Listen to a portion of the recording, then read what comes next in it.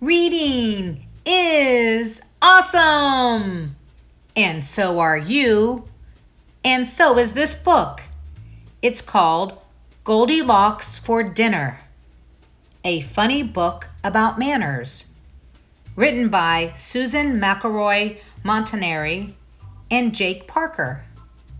A book about manners. And a funny book about manners. So maybe there's a twist. Let's see. Goldilocks for Dinner.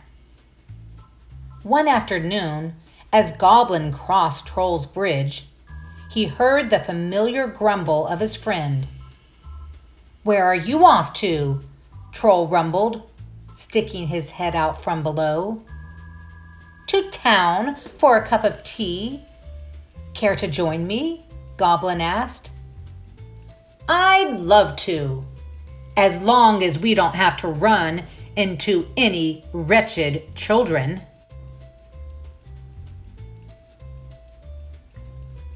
Goblin nodded in agreement. Children are gross and smelly, like sugar and spice. Yuck. And they're rude. Goblin's eyes rolled back. So rude. That's the worst.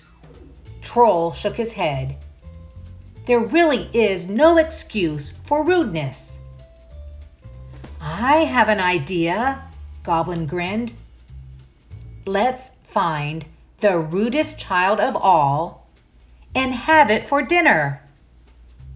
Troll smiled his most fearsome, toothy smile and thumped Goblin on the back. "Brilliant, my good fellow. Simply brilliant."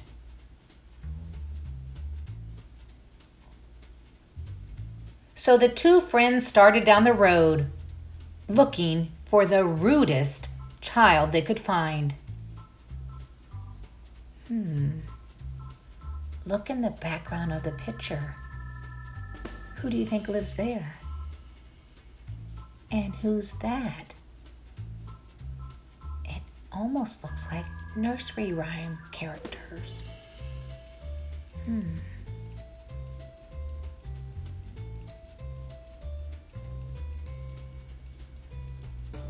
Oh, who's that?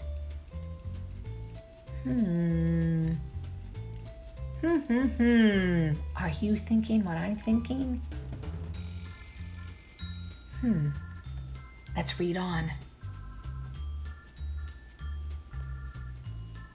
They came to a tidy cottage. A little girl stood in front with a watering can. "My, what lovely flowers," Troll said, stopping to admire them. "They're Mary's," the little girl announced. "Well, can you please tell Mary she has done an excellent job growing these silver bells?" Goblin said, sniffing the flowers. "No, I don't think I will," the girl answered. "Tell her yourself." "We'd be happy to," Troll replied, looking around. "So go ahead. I'm Mary." The girl pointed a thumb to herself. "Ah, then I suppose we already have," said Goblin. Goblin turned to his friend. "She's quite rude," he whispered. Troll whispered back. "I would say she is more contrary than rude." "If you say so," Goblin replied, tipping his hat to Mary. "Let's carry on." As they passed Simple Simon's bakery, Troll pointed. "See there? That boy has stuck his thumb in a pie and pulled out a plum. How rude." Well, that would depend on whether he has purchased the pie already, Goblin replied. If so, it may just be disgusting. Ew, who would stick their thumb in a pie? Disgusting. Just then, another cottage door slammed, and 3 bears came out, waving their paws and talking loudly. What's going on? Goblin asked. She's in there, sleeping, the biggest bear said. Who? Troll asked. We don't know, his wife said. We came home and found her curled up in our little one's bed. Wait, who's that in the background?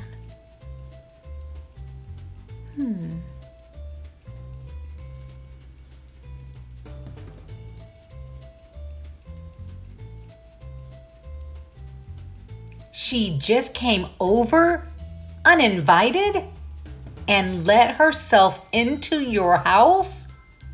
Goblin asked. That's not all, the big bear answered, shaking his head. The littlest bear sniffed. She ate our porridge and broke my chair. And she snores, his mother added. Goblin shook his head. Letting oneself into someone's house, eating their food, breaking their furniture, and snoring, Troll added. I believe we've found our winner, Goblin declared. The girl poked her head out of the window. What do you mean, winner? What did I win? Troll turned to Goblin. Eavesdropping too, he whispered.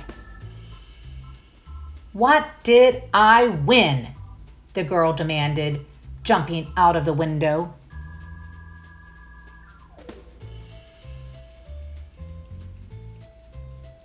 Goblin smiled, showing all 152 of his glittering teeth. You have won a very special, very surprising prize. Come to my cottage tonight at 6, and we will give it to you. He handed the girl a card. Here's the address. And don't be late. Yes, it would be rude to be late. Troll stifled a giggle.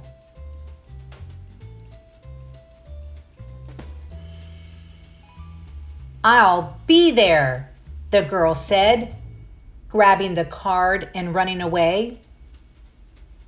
Troll and Goblin said goodbye to the bears and hurried off to make preparations.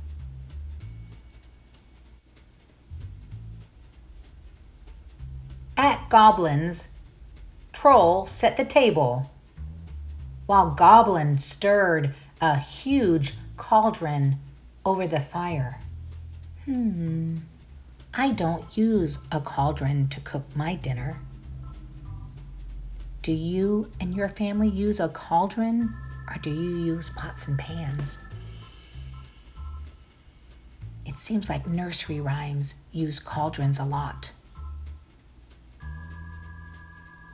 When the girl arrived at 6:15, Goblin clapped his hands, and Troll grinned as they both rushed to the door. Where's my prize? The girl demanded, standing at the door, tapping her foot. Goblin smiled. We declare you to be the rudest child of all. And to teach you a lesson, we've decided to have you for dinner. And Troll interrupted. Ah! The girl screamed a horrified scream and turned and ran away as fast as she could.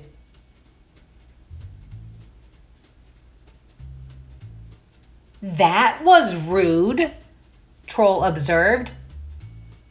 Well, what did we expect? Goblin agreed. We invited her over and made this wonderful meal just so we could teach her some table manners. Goblin shut the door. Learning good table manners is the key to proper behavior. What shall we do now? Asked Troll. We shall sit down and enjoy our dinner, Goblin replied. I will remove the place setting, said Troll.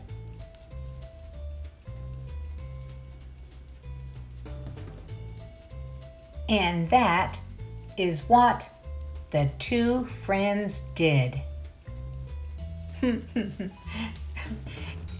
I think I know why Goldilocks ran away. She thought they were going to eat her when they said they were going to have her for dinner. But that's not what they meant. They meant they were going to serve her dinner, not have her for dinner. Did you see the other characters from Nursery Rhymes in this book? Like on this page, the old shoe. It makes me think of the old nursery rhyme. There was an old woman who lived in a shoe. She had so many children, she didn't know what to do. She gave them some broth with plenty of bread. She kissed them all fondly and sent them to bed. And that looks like Jack and Jill. Jack and Jill went up the hill to fetch a pail of water. Jack fell down and broke his crown, and Jill came tumbling after. And there's another nursery rhyme character, Mary, quite contrary. Mary, Mary, quite contrary, how does your garden grow? With silver bells and cockle shells and pretty maids all in a row. And pretty maids all in a row. But wait, there's another Mary on this block. The Mary that has a little lamb. Can you sing the Mary Had a Little Lamb nursery rhyme with me? Mary had a little lamb, little lamb, little lamb. Mary had a little lamb, its fleece was white as snow. And everywhere that Mary went, Mary went, Mary went. Everywhere that Mary went, the lamb was sure to go. Very good. I like reading with you and singing with you. I wonder if there are more nursery characters to be found in this book. That's Mary, quite contrary again. And there's Mary, quite contrary. Okay, we have 2 nursery rhymes on this page. There's a reference to Simple Simon's Bakery. And there's a Simple Simon's nursery rhyme that goes like this. Simple Simon met a pie man going to the fair. Says Simple Simon to the pie man, let me taste your ware. Says the pie man to Simple Simon, show me first your penny. Says Simple Simon to the pie man, indeed I have not any. Simple Simon went a-fishing for to catch a whale. All the water he had got was in his mother's pail. Simple Simon went to look if plums grew on a thistle. He pricked his fingers very much, which made poor Simon whistle. All right, that's the first nursery rhyme from this page about Simple Simon and his bakery.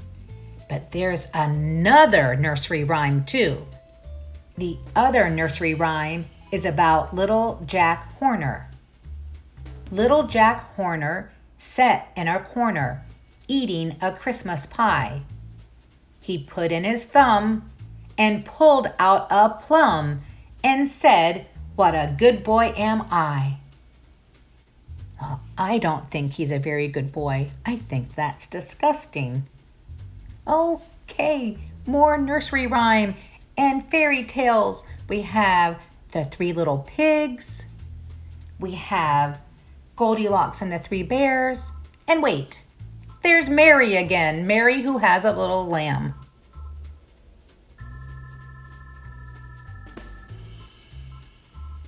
Oh, this book was so fun. Goldilocks has that attitude. She's awfully rude. And then they decide to invite her for dinner, but they really mean to teach her table manners. But she thinks the goblin and the troll are going to have her for dinner, like on the plate, like they're going to eat her. So she screams, "Ah!" And the goblin and the troll are a little bit confused because all they wanted to do was have dinner with Goldilocks.